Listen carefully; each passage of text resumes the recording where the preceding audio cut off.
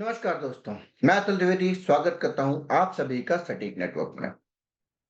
आगे बढ़ने से पहले आप सभी से एक छोटी सी अपील कि अगर आपको हमारे वीडियोस पसंद आते हैं तो कृपया हमारे वीडियोस को लाइक करें और चैनल को सब्सक्राइब करें और इसे ज्यादा से ज्यादा लोगों के साथ शेयर करें। इससे हमारी बहुत बड़ी मदद होगी और हमारा चैनल और लोगों के पास पहुंच सकेगा जो इस इंफॉर्मेशन को और हमारे चैनल को देख सकते हैं।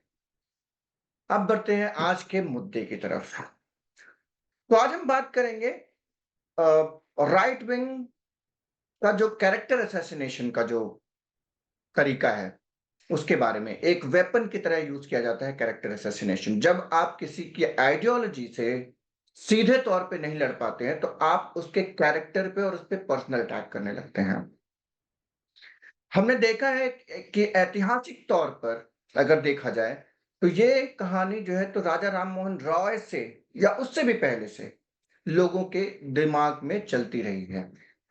तो राजा राम मोहन रॉय, उसके बाद बहुत सारे सोशल रिफॉर्मर्स जो थे, वो भी इस वजह से काफ़ी ज़्यादा उनको प्रॉब्लम्स झेलनी पड़ी हैं, उनको क्रिटिसिज़्म झेलना पड़ा और उनके कैरेक्टर को आज भी असैसिनेशन का झेलना पड़ता है। अब एग्ज़ाम्पल लेते हैं, जैसे महात्मा गांधी को कैरेक्टर असैसिनेशन झेलना पड़ता है। महात्मा गांधी की लगभग 100 चीज़ें जो उन्होंने अच्छी की होंगी, हो सकता है 4 से 5 ऐसी चीज़ें हों जो कि उनसे गलत हुई हों। लेकिन हम 4 चीज़ों पे हमारा ध्यान आकर्षित करके और हमें ये कहा जाता है कि उन्होंने ये सारी चीज़ें की। आज हम किसी भी के बारे में कि क्या कैरेक्टर असैसिनेशन कर रहे हैं, हैं, उन सब के विषय में बात करना चाहेंगे। जैसे कि महात्मा गांधी का औरतों के साथ जो रिलेशन था, उन्होंने अपनी जो बुक में लिखा है, कंट्रोवर्शियल टॉपिक है कि वो उन्होंने ब्रह्मचर्य के साथ जब उनके प्रयोग चल रहे थे, तो उसमें नग्न अवस्था में यंग और लड़कियों के साथ सोने वाला एक कॉन्सेप्ट उन्होंने निकाला था, जो कि काफ़ी कंट्रोवर्शियल था उस ज़माने के हिसाब से भी और आज भी उसे काफ़ी कंट्रोवर्शियल माना जाता है। इस तरीके की चीज़ें थी, लेकिन लोग ये भूल जाते हैं कि उसी व्यक्ति उन्होंने ही सत्याग्रह का एक प्रयोग करके दिखाया था, जिसकी वजह से साउथ अफ्रीका में सक्सेस हुई। उसके बाद जो है उन्होंने भारत वापसी के बाद जिस तरीके से भारत को जोड़ने के लिए कार्यक्रम निभाए, उनके बारे में कोई बात नहीं करना चाहता। अब सारे के सारे राइट विंग वाले सिर्फ़ इसी सोच में लगे रहते हैं कि कैसे किसी का कैरेक्टर असैसिनेशन करके और उन्हें नीचा दिखाया जा सके। सेम चीज़ जो है तो जवाहरलाल नेहरू के लिए कही जाती है। तो उनका जो है तो नाम कई सारे लोगों के साथ जोड़ा जाता है। जैसे कि अगर आप बात करें तो सबसे पहले जो उनका नाम जोड़ा जाता है एडविना माउंटबेटन के साथ में। एडविना माउंटबेटन के साथ में उनका नाम जोड़ा जाता है और बहुत ही निचले दर्जे की बात कही जाती है। मतलब जिसको शायद घर में तो आप डिस्कस नहीं कर सकते हैं, शायद रोड में जो चाय टपरी में या पान के ठेलों में जो डिस्कशन होता है, उस तरीके के डिस्कशन में लेके जाया जाता है और उस तरीके की बातें आजकल मेन स्ट्रीम न्यूज़ चैनल में डिस्कस होती हैं। भाजपा के कई प्रवक्ता जो है तो ऐसी चीज़ें आकर के न्यूज़ चैनल्स में बोलते हैं और न्यूज़ चैनल्स वाले उसे अलाउ करते हैं। अब इस बात को समझना बहुत ज़रूरी है कि आखिर ऐसा क्यों होता है?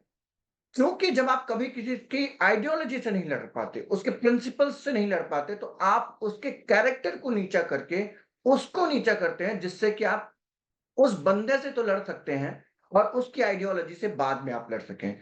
पहले बंदे को कमज़ोर करिए, उसके बाद उसकी आइडियोलॉजी कमज़ोर होती है। ये एक बहुत बड़ा फैक्टर है। उसके बाद नेहरू के कपड़े जो हैं, तो पेरिस धुलने जाते थे। बहुत सारी चीज़ें और उनके बारे में। लेकिन जब हम इस बारे में पढ़ते हैं, तो हमें आज तक ऐसे कोई प्रूफ़ नहीं मिलते हैं कि इन सब चीज़ों के बारे में। एडविना माउंटबेटन के बीच के और नेहरू के बीच जो संबंध था, वो पत्राचार का संबंध था और वो जब लंदन भी जाते थे, तो वो उनसे मिला करते थे। इस तरीके की चीज़ें मिलती हैं हमें।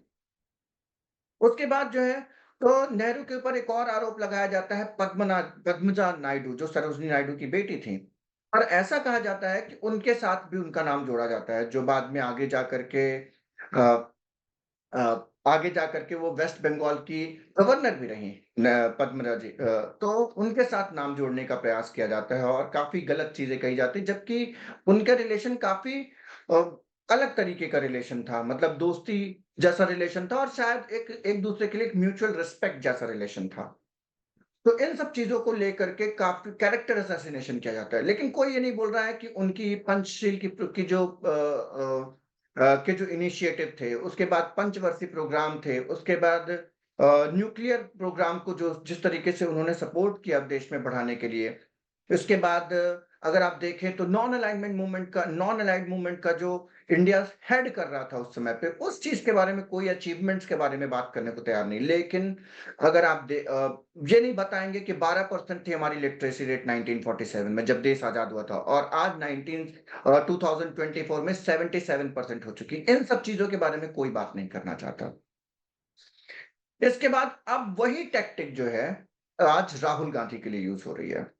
एक जर्नलिस्ट हैं यहाँ के सलाउद्दीन सोएब चौधरी, बांग्लादेश के जर्नलिस्ट हैं और वो आजकल काफ़ी इंडियन मीडिया में छाए हुए हैं। काफ़ी सारे राइट विंग से जुड़े हुए जो यूट्यूबर्स हैं और टीवी चैनल्स, डीडी न्यूज़ भी आजकल राइट विंग चैनल ही हो चुका है। तो वो सारे लोग जो है, तो इन सलाउद्दीन चौधरी को बुला करके और उनका जो है तो इंटरव्यू ले रहे हैं और राहुल गांधी के इनसे अफेयर, वो उनकी सिटीजनशिप के बारे में और उनके बच्चे हैं, इन सब बारे में कि उनकी ये गर्लफ्रेंड है, उनकी वो गर्लफ्रेंड है। मुझे समझ में नहीं आता है कि ये मतलब इन सब चीज़ों का ये जो पर्सनल अटैक किए जाते हैं, इसका इंडियन पॉलिटिक्स से क्या लेना-देना है? किसी की यंग एज में किसी की गर्लफ्रेंड थी, बॉयफ्रेंड था, इस बात से क्या लेना-देना है? अगर मतलब ये कहना चाहते हैं कि राइट विंग में जितने भी लोग हैं, उन सब से जुड़े हुए लोगों की कोई गर्लफ्रेंड नहीं थी कभी? कोई गर्लफ्रेंड नहीं थी या जो सीधे उनके घर का रिश्ता जो है तो माँ-बाप लेके गए और पहली बार उन्होंने अपनी बीवी को जो है तो सुहागरात वाले दिन देखा था। ये सारी चीज़ें कहना चाहते हैं। तो ये समझ पाना बहुत मुश्किल है कि किसी के कैरेक्टर के ऊपर जो सवाल उठाए जाते हैं, वो कितने गंभीर हो सकते हैं और क्यों उस चीज़ को हमारे देश की जनता को नकारना चाहिए। कि अगर कभी किसी का कैरेक्टर असैसिनेशन हो रहा है, तो जनता का अपना फर्ज़ है कि उस बात को वो डिनाई करे कि अगर कोई भी व्यक्ति इल्लीगल तरीके से या किसी भी ऐसे तरीके से जिसमें कि कानूनी और मौलिक तौर पे वो गलत नहीं है, तो उस चीज़ को गलत कहने का, उस चीज़ का मज़ाक उड़ाने का और उस चीज़ को गलत कहने का अधिकार नहीं।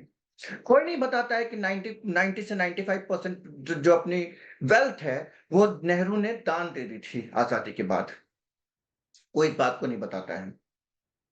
ये सारी चीज़ें जो हैं, हमें इस बात को बताती हैं कि हम एज़ अ सोसाइटी जब तक इस चीज़ नहीं को डिनाई नहीं करेंगे या इस चीज़ को का विरोध नहीं करेंगे, तब तक ये सारी चीज़ें चलती ही जाएँगी। और ये सारी चीज़ें जो हैं, हमने कभी नहीं देखा कि कभी किसी राइट विंग के व्यक्ति के ऊपर किसी ने इस तरीके के हमले किए हुए। ऐसी कई सारी स्टोरीज़ हैं, किताबें भी हैं, जिनके बारे में ऐसा कहा जा सकता है। लेकिन आज भी हम नहीं बात करेंगे कि उनके बारे में, क्योंकि हम में वो शुचिता है। हम जानते हैं कि सार्वजनिक जीवन में रहने वाले लोगों को के बारे में हमें उनके सार्वजनिक जीवन के बारे में डिस्कशन करना चाहिए, उनके पर्सनल लाइफ के बारे में डिस्कस करने के लिए सार्वजनिक जीवन नहीं होता है।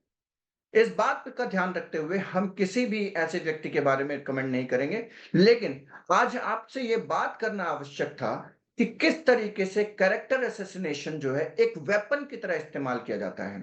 आज से कुछ साल पहले, 3 साल पहले राहुल गांधी को कहा जाता था कि वो पप्पू हैं, इमेच्योर पॉलिटिशियन है, या फिर he is on basically to election tourism करते हैं, पॉलिटिकल टूरिस्ट हैं, नॉन सीरियस पॉलिटिशियन है। इस तरीके के आरोप लगाए जाते थे। जब राहुल गांधी ने 2 बार जो भारत जोड़ो यात्रा और भारत जोड़ो न्याय यात्रा कर ली और कांग्रेस की सीटें 99 सीटें आ गई और उनकी पॉपुलैरिटी ग्राफ बढ़ने लगा, तो राइट विंग को ये लगा कि भैया ये तो आगे बढ़ रहा है, अब इसको कैसे रोका जाए।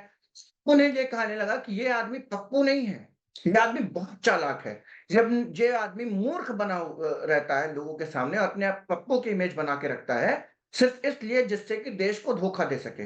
इसके बांग्लादेश से भी कनेक्शन है, आईएसआई से भी कनेक्शन है, इस सीआईए से भी कनेक्शन है। इन सारी जो दुनिया जहान की एजेंसीज हैं, उन सबसे कनेक्शन है और बांग्लादेश की सत्ता गिराने में भी राहुल गांधी का हाथ है।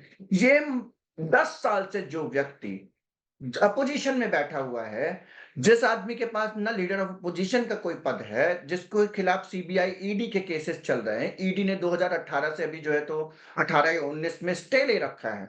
नेशनल हेराल्ड केस में। आज तक उस केस में आगे कोई कार्यवाही नहीं, गवर्नमेंट ने स्टे ले रखा है। अभी तक उसमें ना कोई पूछताछ हुई है उसके बाद 6 सालों में, और ना ही कोई केस आगे बढ़ा है। बस वो केस इसलिए रखा गया है क्योंकि अगर केस सॉल्व कर दिया गया, अगर उनको एक्विटल मिल गया, अगर वो उससे छूट गए, तो उस केस में वो किस बारे में जाकर के न्यूज़ चैनल में उनके जो प्रवक्ता है बोलेंगे। सिर्फ़ यही एक चीज़ मुझे समझ में आती है। नहीं तो इस केस को खत्म किया जाए, जेल अगर आप डाल सकते हो उनको किसी केस में, तो डालिए आप जेल में, लेकिन कम से कम केस खत्म करिए। इस तरीके के जो हथकंडे हैं ना, कैरेक्टर असैसिनेशन या किसी के पर्सनल चीज़ों पे टारगेट करने को एक तरीके से आइडियोलॉजिकल कमज़ोरी कहा जाता है। वो वही लोग यूज़ करते हैं जिनके खुद के कैरेक्टर में दम नहीं होता है। जिनके खुद के कैरेक्टर में दम नहीं है, जिनके खुद के व्यक्तित्व इतना कमज़ोर होता है कि वो किसी और को पर्सनल अटैक करना चाहते हैं, किसी भी डिस्कशन में, किसी भी डिबेट में या किसी भी पब्लिक लाइफ़ में। उसका सिर्फ़ एक ही अर्थ है कि ना तो उनकी आइडियोलॉजी में कोई दम है और ना ही उनके बातों में, जो वो तथ्य दे रहे हैं वो। तथ्य किसी के पास नहीं होते हैं, तभी पर्सनल अटैक किए जाते हैं। और इस तरीके के कैरेक्टर असैसिनेशन का हम पूर्ण रूप से विरोध करते हैं। ऐसा नहीं है कि राइट विंग के किसी व्यक्ति के बारे में ऐसी जानकारी नहीं है, लेकिन हम उसे पूरी तरीके से खंडित करते हैं। इस तरीके के डिस्कशन जो है तो पब्लिक फोरम में नहीं होने चाहिए और ना ही किसी भी पॉलिटिकल पार्टी को इसे एंडोर्स करना चाहिए। आप भी लोग इस चीज़ को अवॉइड करें, और इस तरीके का अगर आपको कोई वीडियो किसी भी तरीके की चीज़ें शेयर करता है, तो उसे भी ये कहें कि इस तरीके की चीज़ें सही नहीं है, समाज के लिए, राजनीति के लिए, देश के लिए, क्योंकि प्रमुख मुद्दे जो हैं देश के, वो पीछे रह जाते हैं। आप ज़रूर हमें कमेंट्स में बताइए कि आप इस विषय में क्या सोचते हैं। आप सभी का धन्यवाद।